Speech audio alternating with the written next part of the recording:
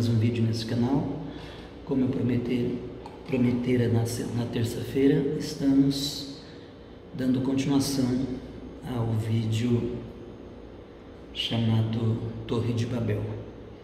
Na verdade, eu não quero mais falar da Torre de Babel, mas eu quero falar do principal articulador da Torre de Babel, que foi Nimrod.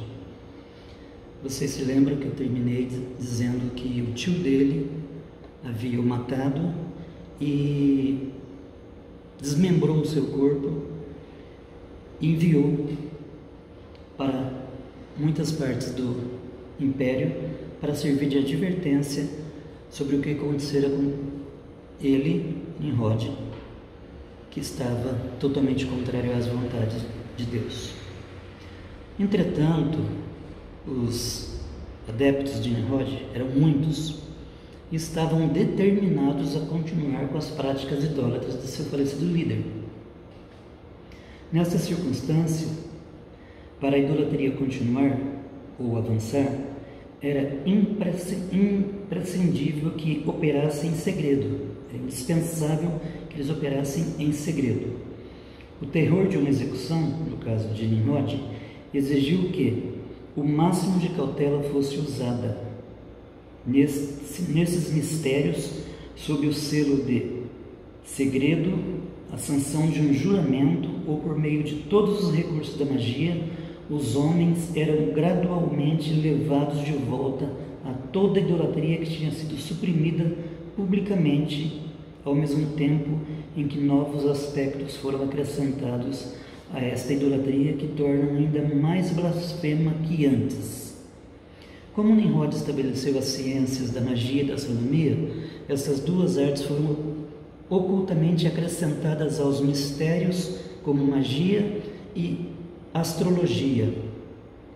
O nome dessa primeira seita, digamos assim, oculta, era Sociedade Secreta de Mistérios, que misturava magia demoníaca, claro, astrologia, idolatria, para convencer os iniciados que estavam se envolvendo em uma organização que era verdadeira e sobrenatural. Tudo era feito de modo a levar as mentes dos nocivos a ponto mais alto da emoção, que, após os candidatos à iniciação terem passado pelas confissões e prestado os juramentos exigidos, objetos estranhos apareciam. Prestem atenção. Algumas vezes o lugar parecia tremer, algumas vezes parecia brilhante e resplandecente com luz e fogo radiante, e então era coberto com trevas. Algumas vezes trovões e relâmpagos, ruídos tenebrosos, algumas vezes aparições terríveis assombravam os espectadores. Obviamente, forças demoníacas estavam por trás dos mistérios secretos. Esses demônios revelavam certos segredos sagrados, que eram então passados aos outros iniciados e adeptos, segredos que eram desconhecidos da massa da população. Assim, as sociedades secretas foram originalmente concebidas como instrumentos por meio dos quais Satanás, temporariamente derrotado, poderia preservar e estender suas doutrinas e objetivos. Para proteger essa organização das autoridades da sociedade aberta, que estava operando de acordo com os preceitos do Deus vivo e verdadeiro, Satanás criou essas sociedades como secretas, protegidas por juramentos sérios e confissões. As confissões dos iniciados eram críticas, pois uma vez que uma pessoa revelava seus erros para outra, era mantido por medo de exposição caso deixasse a sociedade. Essa provavelmente é a razão porque Jesus Cristo disse que nada deve ser feito em segredo e que seus seguidores não devem fazer juramentos. Nós precisamos agora revisar algumas características comuns a todas essas sociedades secretas, em todas as épocas. Primeiro, elas são secretas porque seu propósito espiritual é perpetuar as antigas idolatrias, que são baseadas em Satanás. Se as autoridades existentes na sociedade aberta viessem a conhecer essas práticas terríveis, as sociedades, imediatamente tomariam providências para destruir a sociedade secreta. Segundo, a iniciação ocultista na sociedade é necessária. Terceiro ponto, a iniciação requer que o iniciado faça juramento de manter segredo sob a pena de morte ou de severas punições físicas. Nós estamos falando da maçonaria, lembrem-se, tá? Quarto, o iniciado é levado a confessar seu passado no maior número de detalhes que possa lembrar. Essa confissão tem o efeito prático de colocar o iniciado sob a servidão de todos aqueles que a ouviram. 5. A palavra de Deus enfatiza grandemente o sexo dentro do matrimônio. A pureza deve ser mantida no leito conjugal. Como os desejos de Satanás são o contrário dos desejos de Deus, não devemos nos surpreender que as sociedades secretas ensinem e pratiquem comportamento sexual impuro. Muitas sociedades, na verdade, promovem as perversões sexuais. Durante a iniciação, o novo membro precisa confessar todo o seu histórico de vida sexual com os maiores detalhes possíveis. Sexto, após o iniciado fazer juramento e confessar seu passado, seres demoníacos promovem ocorrências sobrenaturais na sala de reunião, colocando um selo de validade no procedimento. Aparições de seres são comuns. O efeito total é a experiência espiritual poderosa e intensa, porém falsa. Ela pode ser similar ao efeito do Espírito Santo. Os iniciados sentem-se totalmente transformados por essa experiência, até o ponto de considerarem-se nascidos de novo. Parte da cerimônia de iniciação envolve um ato simbólico de morte para o velho homem e o renascimento como uma nova criatura. Para os cristãos, o método de imersão na água significa o batismo, significa morri para o mundo, ressuscitei para Deus. Para eles, veja que interessante, é utilizado um caixão onde essa pessoa é transportada até uma câmara secreta. Essa experiência é totalmente espiritual, mas é satânica. Satanás engana neste ponto. Poucos membros percebem que estão servindo a Lúcifer. Em vez disso, a maioria crê que está servindo a Deus. Inclusive, esses dias eu conversei com um maçom, abro aspas para um comentário, e ele disse que não, que eles só faziam bem, que eles servem a Deus. Vamos lá. Sétimo, os demônios então passavam segredos que não eram conhecidos do público naquele tempo, especialmente as artes da magia e da astrologia. Os membros sentiam que eles somente eram iluminados, ou eram os iluminados. Foi daí que surgiu o nome Illuminati. Por quem eram iluminados? Pelos mestres dos iluminados. Isso deve soar familiar aos nossos ouvidos.